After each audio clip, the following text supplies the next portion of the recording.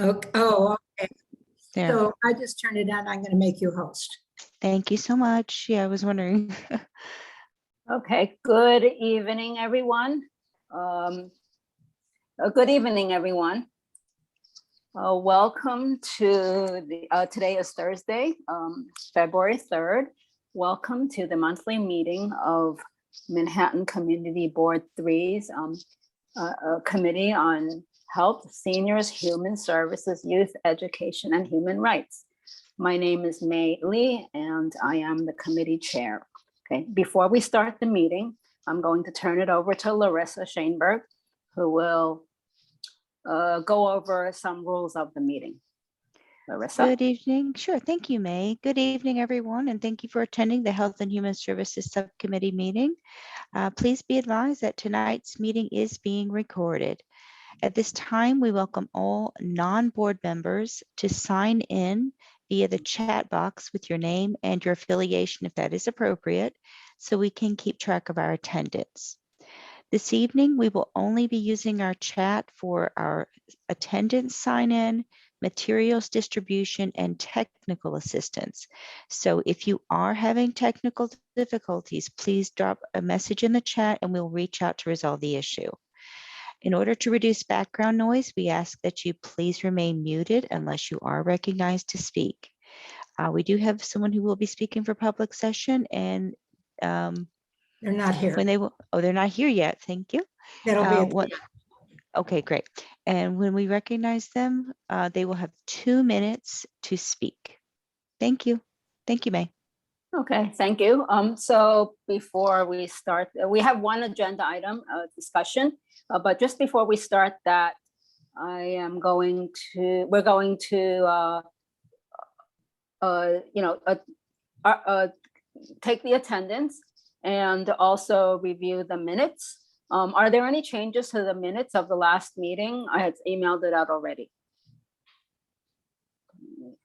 If so, raise your hand. And I do not see any hands raised, so the minutes are approved. So now Thomas, Rosa, our secretary, will take the minutes. Good evening, everyone, and a happy Lunar New Year to everyone who is celebrating. May Lee. Here, yes. Thomas is present. Larissa Scheinberg. Present. David Crane. Present. Eric Diaz. Eric Diaz. Shirley Fennessy. Oh, yeah. Was that a here for is That's Shirley present. here? Present. Okay, Yeah, I'm thank present. you. Yeah, thank you. Deborah Jeffries Glass. Present. Deborah. Okay, thank you. Alicia Lewis Coleman. Yes. Good evening, everyone. Good evening. Laura Lugo. Here. She Thank just you. kidding. Heidi Schmidt. Yes. Ricky Wong. Yes. And Carmen Perez. Carmen, are we with us yet? She's Okay, not. was that a present? No. Okay, thank you. That concludes our roll call. Thanks. Okay, I'm not Shirley. Larissa, I forgot if you mentioned it or not, but for those of you who are not committee members, put your name in the chat. It is our attendance sheet. Okay, so we're going to start the meeting. Our main guest speaker today is Eric Bottcher, and he is the city council member for City Council District 3. And at one time, not too long ago, he was also a public member of this committee. So he is here with us today, and he has this, mental health is it's a major issue these days all around. It has been for quite some time. So he has this comprehensive 8-point plan for New York City on how we're going to start doing something about the crisis. Okay, Eric, just go ahead and you can start. Thanks so much for having me. And you're right. This is my old committee when I was a public member of Community Board 3. It feels like a long time ago. I think it was like 8 or 9 years ago. It had great memories from being there with all of you, and so happy to see so many familiar faces. And thank you so much for having me, even though Community Board 3 is just outside of our council district. I wish we overlapped with Community Board 3, maybe one day.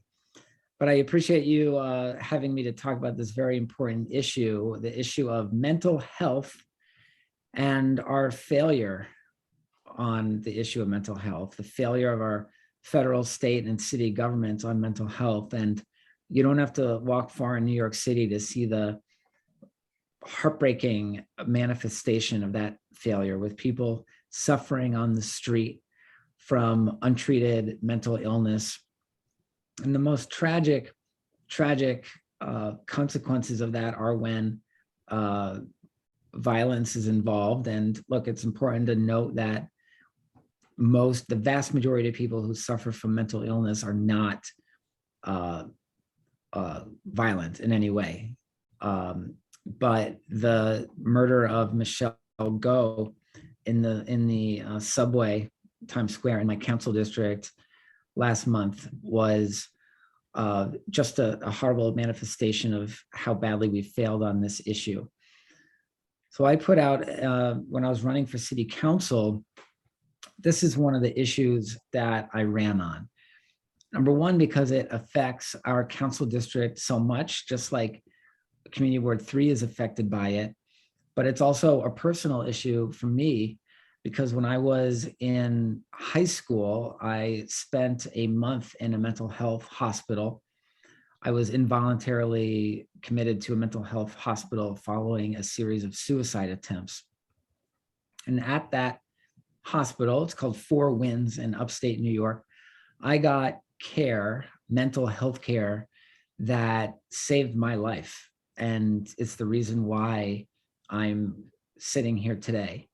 It's also the reason why I believe I went into public service. Those experiences I had, I don't believe that I would have made the decision to dedicate my life to public service if I hadn't been through all that.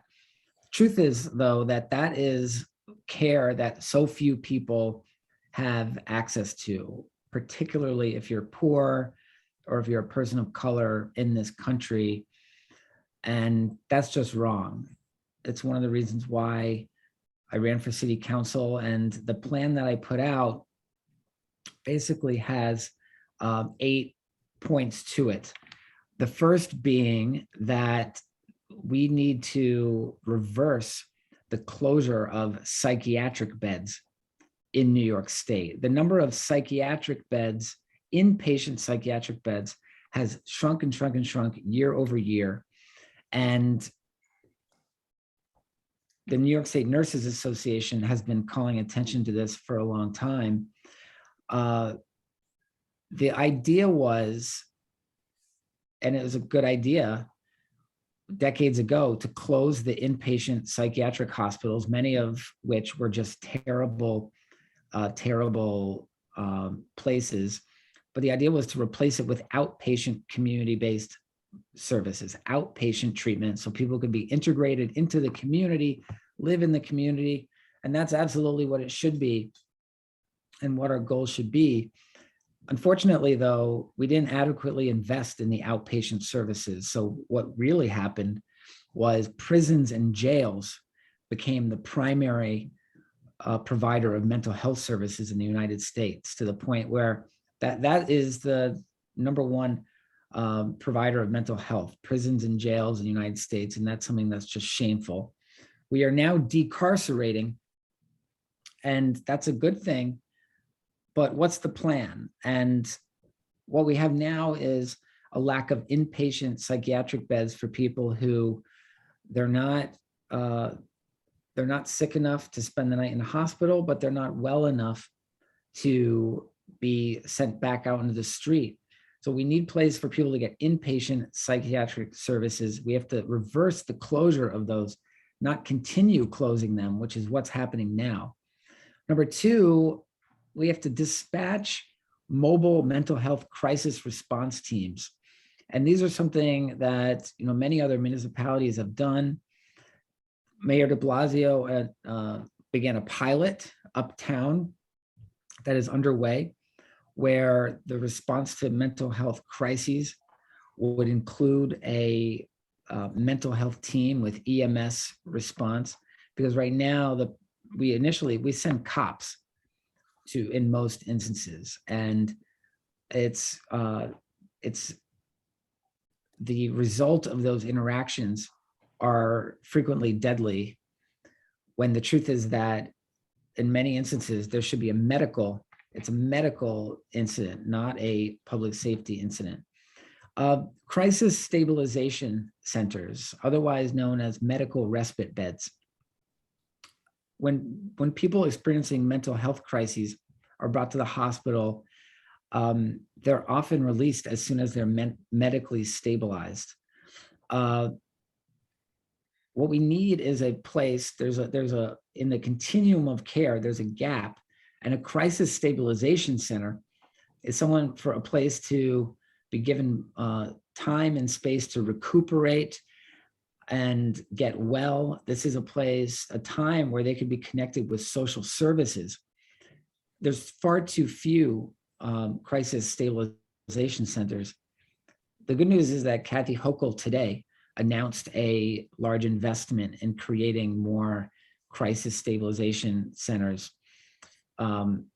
This is something that I know that Susan and Community Board 3 are familiar with. When people get taken to the hospital in an ambulance, they might spend the night there, they get let right back out.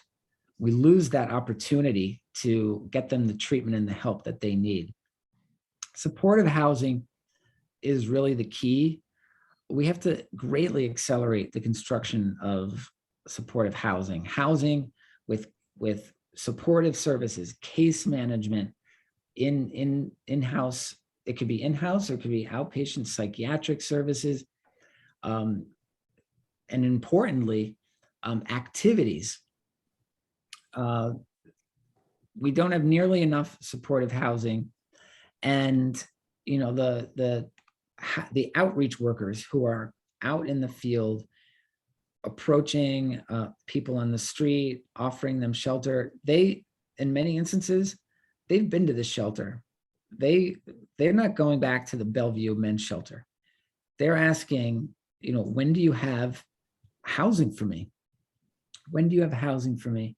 So the outreach workers, they say to me that oftentimes they're wasting their time because they don't have the tools that they need to really get folks off the street. So in the long-term game plan, at the end of the continuum of care is housing, and we just don't have enough of it. Number 5, expand the clubhouse model. The clubhouse model is Fountain House is a clubhouse up in Hell's Kitchen, and it's basically a community center where people with mental health issues can find opportunities for friendship, employment, housing, education, psychiatric services. It integrates them into a community, and clubhouse members experience far lower rates of hospitalization, incarceration, and suicide compared to others with serious mental illness. But these places are bursting at the seams. So we have to create more clubhouses. Important part about that is, the socialization aspect, the activity aspect, because we often forget that people need things to do during the day. They need things to do all day. You can't just say someone, go out, okay, go roam the city all day. They're not going to work. They can't, they're not going to go to the movies and go, there's only so many things. So we need to give people activities so they can be part of a community. Discharge planning for formerly incarcerated New Yorkers is just awful in New York State. I've personally worked with constituents who've been released from state prison without a caseworker, without someone to make sure that they have housing and mental health treatment. So you have instances of people being really dumped in New York City. Oftentimes they go right into the shelter system. Some of them have serious mental illness. We have to do much better than that. The Fortune Society and the Osborne Association are examples of organizations that do this work well. So we really need to invest more in programs like this and help them procure. They often have housing, co-located housing for people recently released. So we have to invest much more in that because we're spending so much more money on the back end by not investing in these services. Final two, school-based behavioral health. The key to preventing mental illness is early diagnosis and treatment. And this often takes place in early adolescence. It begins to take shape in adolescence, mental illness, late adolescence. So we recently appropriated New York State $37 billion in funding for public schools. And I'm calling for a portion of that to be used for school-based counseling and health services. We need to train traditional healthcare school staff to identify mental health challenges and make those referrals, have linkages to care. That's how we prevent mental illness. And finally, I've called for the Thrive NYC funding to really be reallocated to addressing serious mental illness. In a 2009 hearing, the Thrive NYC leadership indicated that around 10% of the $250 million annual budget was spent on serving those with serious mental illness. It's changed somewhat since then, but we really need to do more to get this money to the people who are hurting the most, who need it the most. So these are 8 of many other things that need to be done. What I've focused on is, forcing the conversation on it because we haven't been talking about it. I was talking about it last year when I was running for city council. It is a true crisis and it affects so many people are hurting, and we're so much better than this as a country. We're so much better than this as a city, and we have to start taking action on it.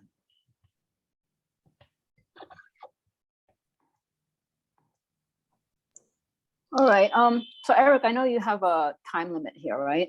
I mean, you have to go. Unfortunately, I have like another 10 minutes. I apologize. Okay. Sincerely. Okay, so we have another 10 minutes with Eric, and I think this will be a longer conversation than the 10 minutes. If there are any immediate questions, we can take some from the committee. And also, Eric, at some time, I mean, there's a lot to do here, but we want to know, what is it the community board should do? Like, are you prioritizing, now that you're a new city council member, are you prioritizing something for the city council that we should be advocating for? And it also seems to be a lot of funding involved here also, that you talked about. So that it's not just funding, I'm sure. So now we have probably 5 minutes left. Is there any? I'll stay another 15 minutes. Okay, all right. Any questions? Please raise your hand, committee members or anybody. Oh, Shirley Fennessy. Hi, Eric. Okay, so first Shirley and then Alicia. Shirley first. Yeah, sure. Eric, I appreciate that you're doing this. I think it's much needed. This is a topic very close to home for me. I just put my child into a 3-month therapeutic facility. And it's not the first time that we've been hospitalized. And I just want to make sure that we're thinking in terms of that even though it presents itself in late teen years, that there's things that could be done way before that with around social emotional learning and around, other positive ways to address mental health before it becomes that crisis.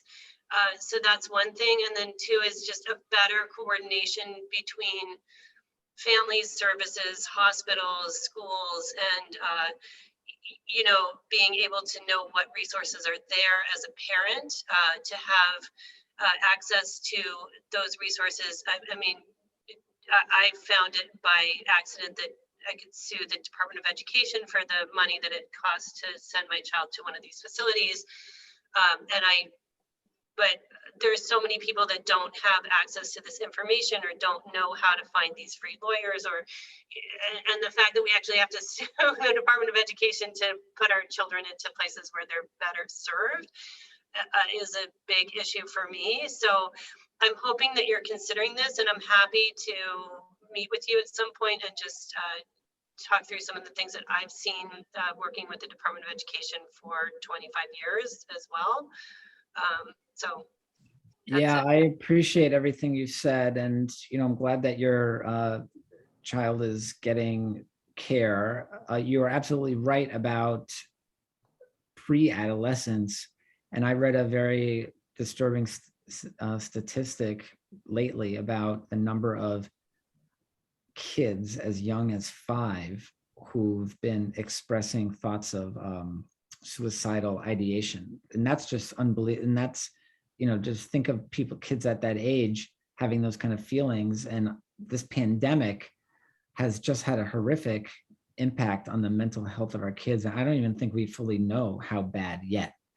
So that's just more reason why we need to be there for our kids and make sure that they have all the services that they need. The mental health committee of the city council, I'm on that committee. It's chaired by Linda Lee from Queens. She's great, and she's worked in this field for like 20 years in the nonprofit side. We're really going to be digging into a lot of these issues, including education and the family services, but also, to your point earlier, how Community Board 3 can help. I think we'll know more soon about things specifically that Community Board 3 can do in the future. Hi, Alicia, how are you? Okay, yeah, so Alicia's next, and after that is Susan, and after that is Thomas. Alicia. Hey, how are you? How's everyone? So Eric, I want to thank you so very much for taking this on. I know that you know this about me. This is very near and dear to my heart as a child of a person that suffered from a mental health issue, and a sibling of 2 brothers that suffer from mental health issues, and then having lost a brother to both mental health and homelessness in the streets of New York last year. So I have been trying to understand for years why the city does not put more money into these programs, and many of them in which you named, as we know that the populations, they thrive greater when they are in these community-based organizations. And what happened when the city started to close down the funding for the inpatient beds. And I do understand that, yes, we want to have more engagement in the community, but however, when someone is in crises, they need to stay in the hospital maybe a little longer than 2 weeks. And what they're doing is they're putting a Band-Aid really quickly on something that is oozing, and they need to have that person stay a little while longer in a facility. But the problem is so many of the facilities are overwhelmed. Many of them, like, the really great ones that are thriving right now in Midtown, you have, I forget the name right now. I'm at a loss of words, but I'm just saying, like, there are some mental health hospitals within the city of New York that are actually doing really great work, and we need to support them. And Fountain House is a really great organization, but again, they're busting at the seams. They do need more clubhouses like Fountain House, in which I do understand the CEO, if I'm not mistaken, was named commissioner of mental health most recently by the mayor. So of the Fountain House that but Eric, I will support anything, even if like whatever it is, whatever you need to be said as a personal testimony as to how the system has failed people of color in my particular neck of the woods. So I'm down for whatever to support anything that the city is willing to do that is actually going to get better results than what we've been getting. Thank you so much for this time to speak, May. Okay, Yeah, sure. thank you so much. Okay. Sorry. Oh, no problem. Okay, so next is Susan Stetzer, and then Thomas Rosa, and then Larissa. Yeah, I'll just be really brief. I don't think anything was really covered for the many people with mental illness on the street, living on the street. And that's a huge area that really needs some kind of different kind of policy to deal with, and a lot of money. And, not expecting you to be able to solve that now, but that's just my comment. All right. Yeah, that to me, Thanks. the medical respite beds, the stabilization beds, that is a key part of dealing, to me, of helping the street homeless population, because so many of the chronically street homeless people with serious mental illness, they are kind of revolving in and out of the ER, in, out, in, out, in, out. You'll see people on the street with medical bracelets and even like gowns, like medical gowns. That's because they're not, a lot of them would stay in the hospital if they were allowed to, but the hospital, they get them out like the minute they're stabilized.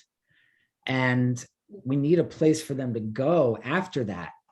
And that's a medical respite bed. Okay, thank you. So next is Thomas, Rosa, and then Larissa. Hey, good evening. Thank you, Eric, for your presentation. I really commend the work that you're doing, and I just wish you much success. I'm an educator. I'm a dean of students in a special education high school, and it's just disproportionate, the amount of students and families who are in temporary housing as well as in homeless shelters and who receive and need mental health services. One thing I just wanted to say was it was very helpful through the COVID funding to have social workers dispatched to the schools. We have a phenomenal social worker who's done a magnificent work in a short tenure. However, there's just a timeline for these persons. They have a 2-year contract. And I'm just hoping that somehow we can have that extended so that they can remain permanent. And I know it's federal funding, but if there's a way to funnel any kind of state funds or make it something that's consistent, because just having them, and especially in District 75 that we work with students with special needs, it's been great to have someone who's walked on that side of things, in addition to our counselors who are already at the buildings. But just wanted to say, if there's a way to secure that or to have funding for that beyond 2022, 2023, that would be absolutely wonderful. That's a great, very specific suggestion of a program that's working that needs to continue. Yeah. Larissa. Okay, thank you. First of all, thank you very much for your focus on mental health. It's sorely needed. We all are very keenly aware of this, if not in our own personal lives, every time we walk out on the street and see our fellow New Yorkers. You mentioned a lot of great programs that we have been focusing on here at CB3, especially supportive housing. I think it's sorely needed. But one thing you didn't touch on is interworking, getting the communication. You talked about people being dismissed from hospitals. They don't know where to go. There's no referral system. And also, we have an amazing community-based and faith-based network, especially here in the Lower East Side. And they do see a lot of these patients. We need some interagency communication. We need them working with volunteer hospitals, public hospitals, our faith-based community services with schools to make referrals so that these people don't slide through the cracks when they're in between services and they know where to go. And that seems to be one of the big pieces of the puzzle that we've just not been able to master. We have a lot of programs. We put a lot of money into mental health. We just don't seem to be able to make it work. So I'm hoping you can focus on that as well.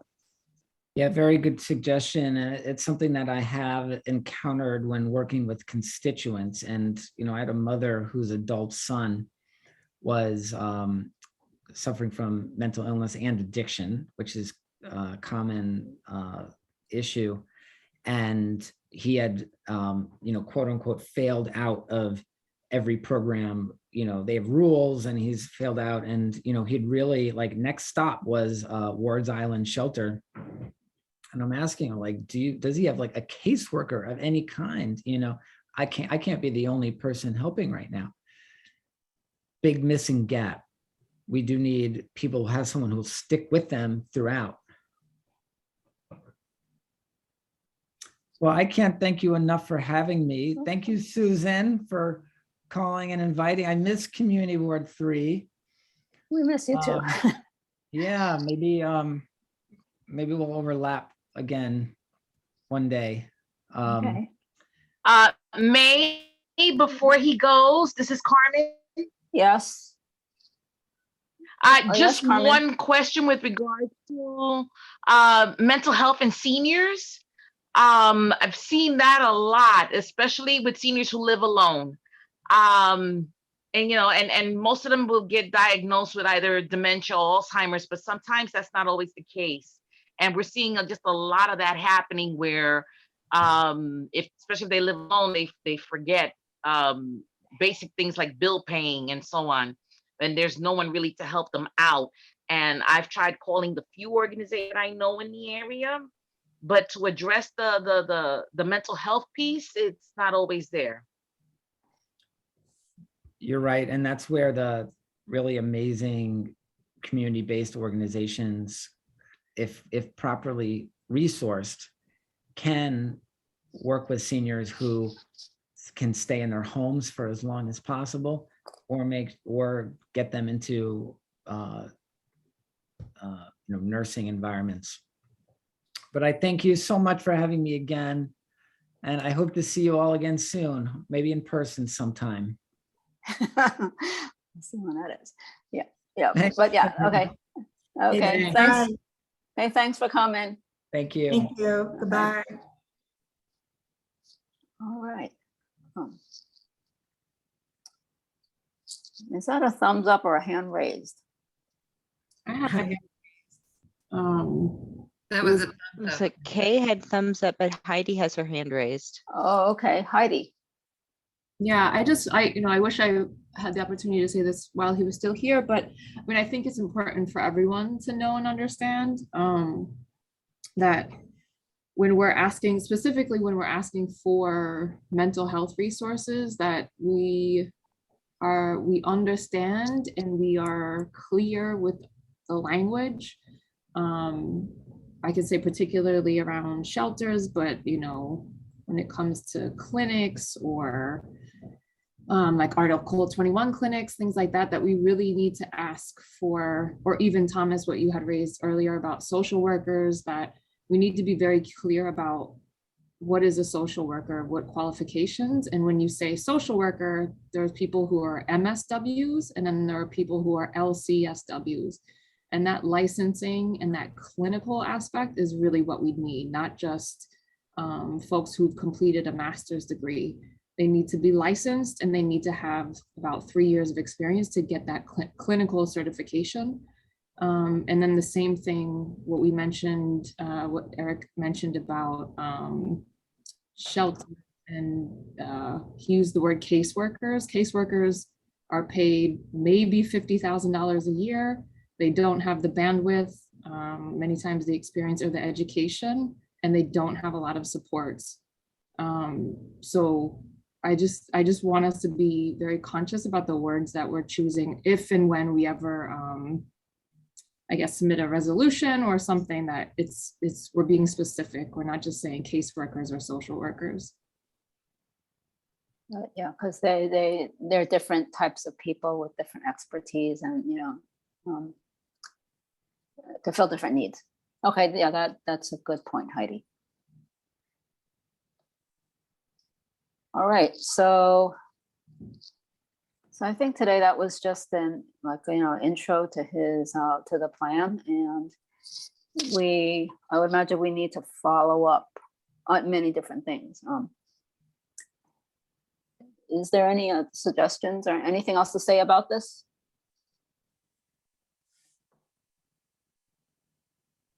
We should have asked about health insurance, but that's good. But we can do that later.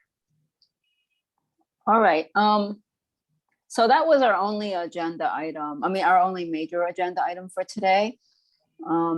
If we don't have anything else on this, we could just go to the next thing, which is the CAB reports and the CEC reports. I know there have been some CAB meetings this past month. Yes, Susan? Yeah, February 1st was the project renewal community advisory board meeting. It's the first meeting. This is Third Street Men's Shelter in Kenton Hall and Bowery. It's the first meeting since pre-COVID and since they came back from being in the hotel. It was a virtual meeting. I really couldn't tell if there was one or two residents. It was mostly DHS staff and shelter staff. There were one or two people I didn't recognize, but they didn't speak. So they're now fully occupied again. A couple of weeks ago, there was a shooting at Kenton Hall, but what it was a former resident who had been in permanent housing for about 2 years. For some reason, we don't know why, came back to Kenton Hall and shot off a round into the shelter. Nobody was hurt and the police caught him, I think, within a half hour of that. But because of that, they're changing all their security. Even though the residents have to be in by 10, the doors are always open. And now they're changing the security to have camera and have people have to be admitted to come in after 10. So the security issue in this case, we hear a lot about security at shelters. The security at this issue is for the shelter residents. We formerly had a lot of problems with petty drug dealers on 2nd Avenue and 3rd Street who were there because, to sell to the residents. They have not seemed to come back in full force. There's occasionally someone, I don't know if it's the weather, I don't know if it's COVID, but I'm hoping it keeps up. And that's about all I have to report. I did ask for them to have a block party this spring. When we fixed up their side yard, they had a block party that was really nice. It brought the residents of 3rd Street together with the shelter residents. So I requested that and they said they would take it back. Okay, good. Larissa, is that your hand is raised? Is that from before? No, it's just for the CAB report for Gouverneur, just whenever you're ready for that. Sure. Yeah. Okay, Gouverneur. Gouverneur? Okay, thank you. Okay, so again, we're kind of a little off with the holidays and the way the first Monday hits. So this is kind of a culmination from January. Our February meeting is next Monday, but I can give you a little preview of what's going on for February as well.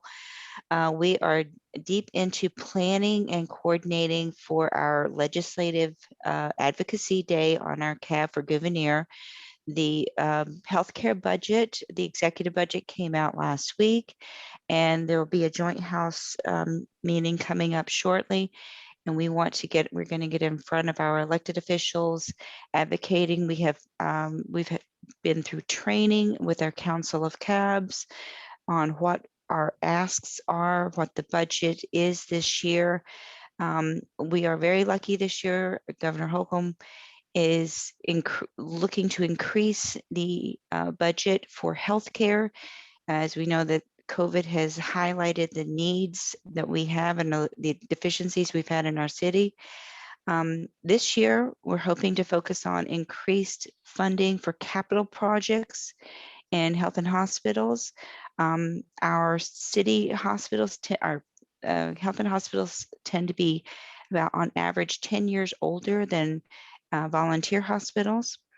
We also want to increase the amount of money that our hospitals receive toward the indigent pool and the Medicaid pool, because we are the hospitals that are serving the largest number of residents who are unable to pay and who are dependent on Medicaid.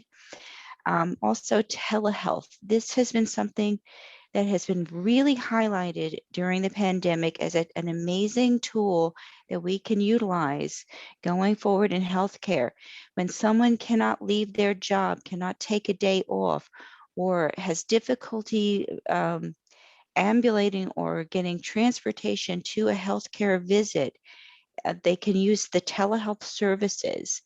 Now, specifically on telehealth, we're trying to focus on, there's two different types of telehealth visits. There's telephone and video, there's audio video, and there's audio only. Currently, there's a disparity between telehealth with audio video and audio only. You're reimbursed at a lower rate by healthcare systems for audio only. But our healthcare providers have found that this is an immense tool, because we don't have broadband, 5G broadband. We don't have broadband rolled out all over the city. Many people don't have the technology to utilize audio and video, and many don't have the knowledge to work with both. So we're hoping that the state will increase funding for not just audio video, but for audio only as well. So those are some of the asks that we've been working on. We're also still working on getting an urgent care at Gouverneur. We were recently offered a tour of the space that is proposed for this. It's an amazing space on the first floor, great access. We've been looking at different proposals for different services to be co-located in that space, all of which would serve the community and really meet a lot of our amazing needs that that Gouverneur is currently working with right now. Okay, I know that's a lot, but it's 2 months worth. Oh, okay, and it sounds like some of that might be for district needs later on. So we'll save that information. Yeah. Oh, I'm sorry. One more thing I do want to highlight. One of our capital needs, Judson Center. I toured Judson Center. They are they're in need for a lot of capital improvements, including work on their roof, their second floor, access for a handicap. So this is something we're also going to highlight when we meet with our elected officials. Okay, Susan, did you raise your hand? Yeah, I just didn't know if Larissa had seen the email that I sent you and her this afternoon about the dialysis unit was just approved, the funding for that.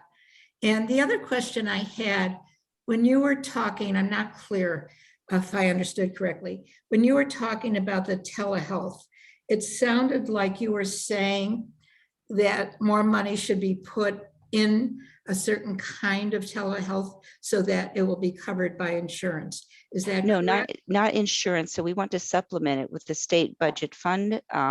So insurance is currently, there's different reimbursement rates for telehealth when it's audio video, and when it's audio only, it's a lower rate of reimbursement.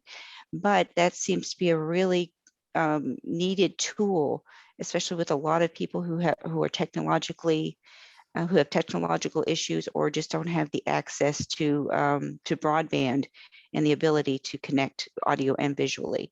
So we want that to be reimbursed at a higher rate, and that would be supplemented by money from the budget. That's what we're asking for. So I'm not at all familiar with that part of the budget. You're saying that money from the New York State budget would go. So this would be for the healthcare budget, yes. Money from the New York State budget would go into reimbursing some health insurance costs. Yes, to cover the discrepancy between the two. Is that going into private companies? Is that going into Medicare? No, that would go into the hospitals directly. But the hospitals. The budgets. So, but I'm really trying to understand. So okay. The hospitals don't pay the health insurance. So if it's going to the hospitals, how does that cover health insurance? So it would cover the gap between the services. So whatever they're not able to get reimbursement from the insurance companies, we want an increase from the state budget to cover what the gap is between those two types of services. So what you're saying is that the patient won't be billed that gap amount, that the hospital will get it directly from the state. That's what we're hoping for. That's what we're asking. I didn't understand. Oh, I know it's little. It absolutely, it is a little complicated, especially when you're dealing with different types of technology and medical billing. yeah. So, and so basically during the pandemic, healthcare companies did start covering telehealth at a better rate, Yes, yes. but they do distinguish between audiovisual and audio only, and it's a lower rate of reimbursement. But we really need that tool, and that's the majority of visits, and they found that it's very useful for a majority of their patients. So to be able to recoup that cost for those visits would be a tremendous help and benefit get for our it. providers. I Mhm. understand now. Thank Okay, you. super. Okay, excellent. Since we are on the hospitals, there's Bellevue and there's also Mount Sinai Beth Israel. Mount Sinai Beth Israel, Shirley, have they had any CAB meetings? Oh, and there's also Presbyterian, but there's 4. Shirley? Sorry, no, I've not been to, we have not had one. Oh, no meetings? I'm sorry, I couldn't hear you. Sorry, no meetings. Okay, okay, no, that's okay. Hey, Laura, are you on the Bellevue CAB? I was appointed as of December, and I was told I was going to hear from a Bellevue liaison, but I haven't heard from anyone. So I had reached out to Rosie and still waiting to hear back from her. Well, Rosie's no longer at the borough president's office. Oh, that makes a lot of sense. Change of administration. So I will reach out to our temporary rep and ask who's taking it over and put you in touch with who's ever taking that over. Thank you, Susan. Okay, Ricky, did Presbyterian Hospital have a meeting? No? Nope. Okay. Okay, so now we'll move to the education side. Deborah Glass, didn't you go to a CEC meeting? I did. January 11th, CEC 1. So what happened? Senator John Liu came and gave a presentation, giving an update, his legislative update, and an update on a bill that he proposed that is now being debated, which requires public elementary, high school, and middle school students to provide, or that they be provided instruction in Asian American history and civic impact, especially given the climate of what's been happening recently, that has sort of come up. So he talked a little bit about that. The CEC debated a couple of resolutions at the end that I didn't hear because I left the meeting after the School Construction Authority presentation. That was the bulk of the meeting. Harvey Epstein also came and gave a legislative update, which talking about mayoral governance of schools, which that's coming up as a question whether that's going to continue. He also talked about the extended open meeting laws until the end of the pandemic. And then the SCA presentation, a lot of reading off of his PowerPoint with a lot of monotone presentation, but really talked about what the School Construction Authority has been doing citywide, gave a lot of numbers for capital investments, additional seats, accessibility. But when it came to talking about CEC 1, a lot of sort of upgrades and let's look at the thing here. So for CEC 1, a lot of what he talked about was the Resolution A projects, which are creating auditoriums or upgrading auditoriums, a lot of electrical work, a library, working on playgrounds, science labs, and technology. So about $19 million worth of allocation between 2015 and now. So, you know, he talked about the minority women, my MWLBE, which is minority women, I forget what the L stands, locally based businesses.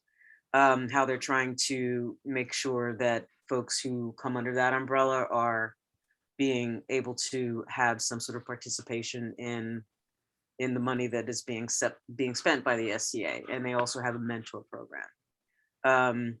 The folks who are on the committee sort of challenged and asked questions about why there's not more money being allocated for class size reduction versus trying to allocate for new seats and upgrading facilities, especially in CEC 1. So that's the sum total of it. Okay. Yeah. All right. Oh, and the superintendent gave a report talking about accountability. That's a question that folks have. Where's all this money in the SCA going, and how's it being spent, and who's minding the store? And then there was a really, really long conversation about COVID protocols in the schools. Stay safe, stay open is what it's called. So there was a lot of conversation about that. And then specific to CEC 1, going back to what the SCA presentation, a big part of their discussion was who on that committee was going to talk to the different principals at the schools to try to get what they're interested in or what they feel that they need for funding. Because that's a big part of how that's a big part of the CEC requests. And so they have to collect, they being the CEC has to collect the building comment forms from the different schools. So they were just divvying up who's going to talk to which school. Okay. And they were due like in mid-January. They already, right? Yeah, it was. Because that meeting was in the 11th. beginning. Yeah. Yeah, the meeting was the 11th, and I think it was due either the end of that week of the meeting or some point in the following week. It was close. So that's it. Okay, that's good to know.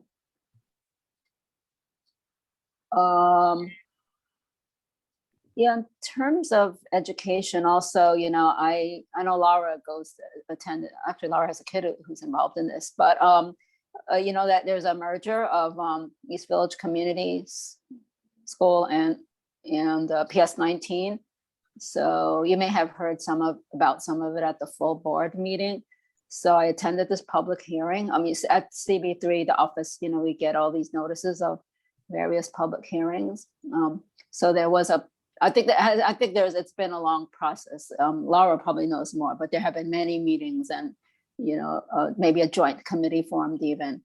And so there was a public hearing a few weeks ago, a joint public hearing. It was supposed to be two separate public hearings, in-person hearings at each school. But I think they consolidated into an in-person virtual hearing because of, you know, coronavirus. So, you know, there was just a lot of parents and teachers speaking. It sounded like, you know, there's people for, people in favor, and, you know, there are, you know, some parents at PS19 who are against, some of the teachers are for it, and, you know, the other school, you know, is much more in favor. But so they have a process, I understand. And Laura, I think there's some kind of approval that needs to happen, right? And it sounds like it's some kind of a vote is going to happen soon, right, Laura? Yes, they're waiting to meet. The PEP meets February. The week after next, they're going to meet and vote on whether the merger between PS19 and EVCS will take place. The joint meetings happen January 24th. You know, the usual, of course, EVCS needs to move in. It's sharing a building now with two other schools. It's overcapacitated. The children are eating at 10 a.m. at lunch outside in the playgrounds, no matter the weather. So they need the space. PS19 has under 300 students enrolled currently, and they're by themselves in the building. So the only matter that we're dealing with right now is the fact that PS19, if I'm not mistaken, is a nest school. So just having the teachers educated more into what type of program that is, and the fact that EVCS is more of a progressive school. So, but other than that, it's been, the talks have been great.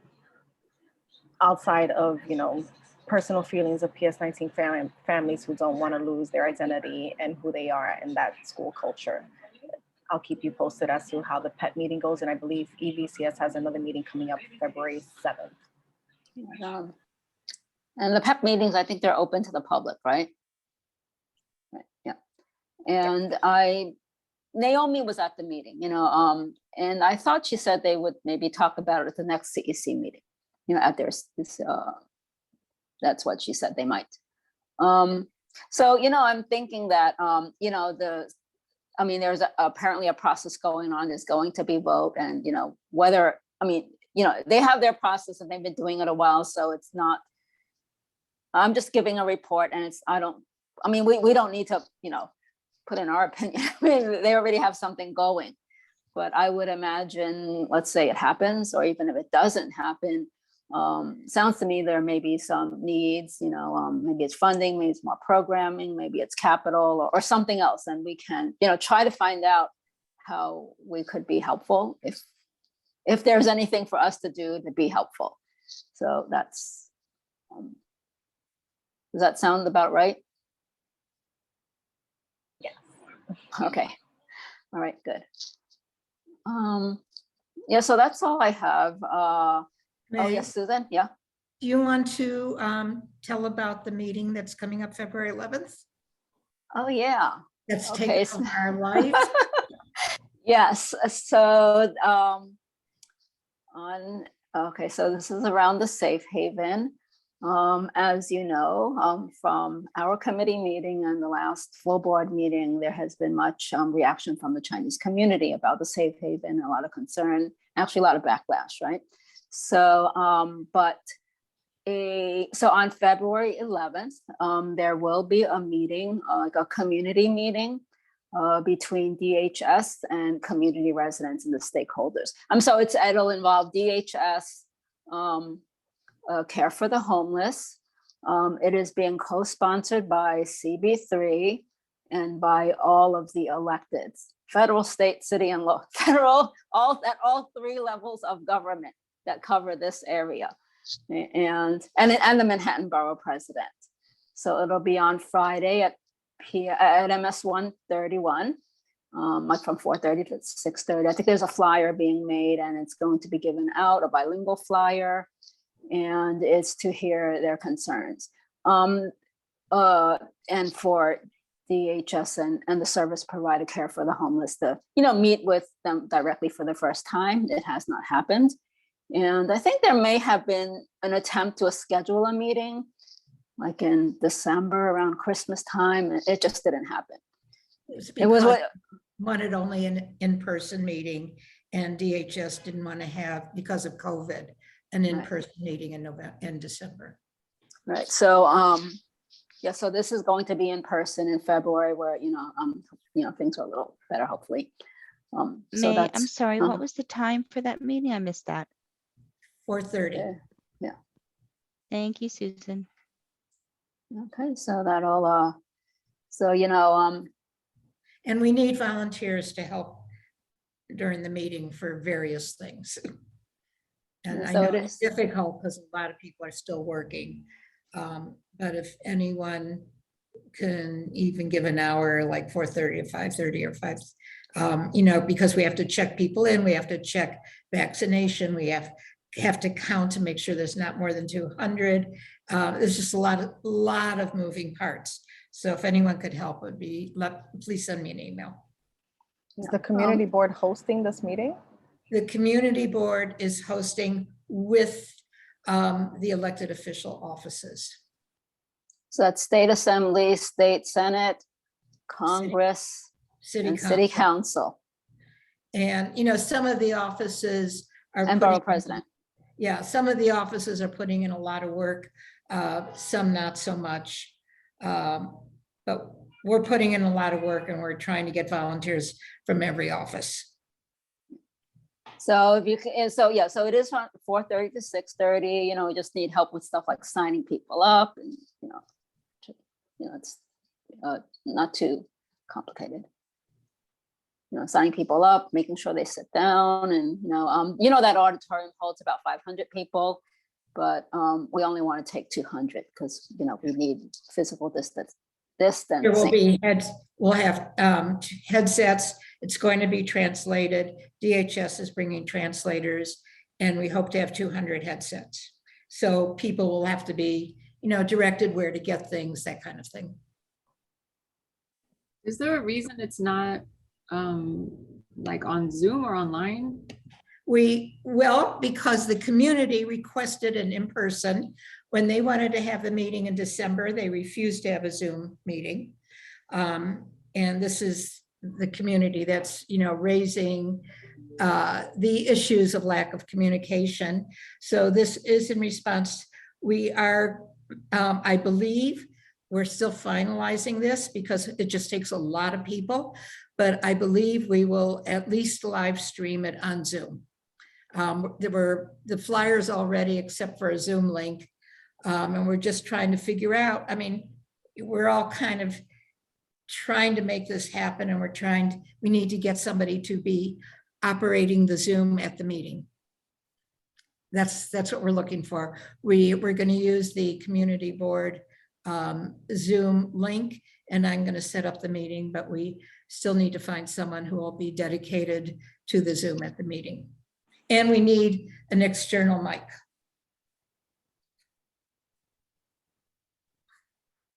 A lot of moving parts of things we're not generally accustomed to doing. But yeah, something that needs to happen. Okay. Okay, so I think that's all we have. Well, Vincent never came, right? Never came, but I will. Pre-COVID, he used to miss about 50% of the meetings at our full board in person. I will certainly send an email because we are paying for the interpreters out of tax money, not the community board budget, but certainly out of tax money. Okay. All right, so if we don't, do we have any other business? Raise your hand if we do. Okay, it looks like we don't. So we are going to adjourn the meeting and we'll have final roll call first. Thomas? Oh, you're on mute, Thomas. Thank you. Yeah. All right. Mei Lee, obviously. Thomas, Yes. present. Larissa? Present. David?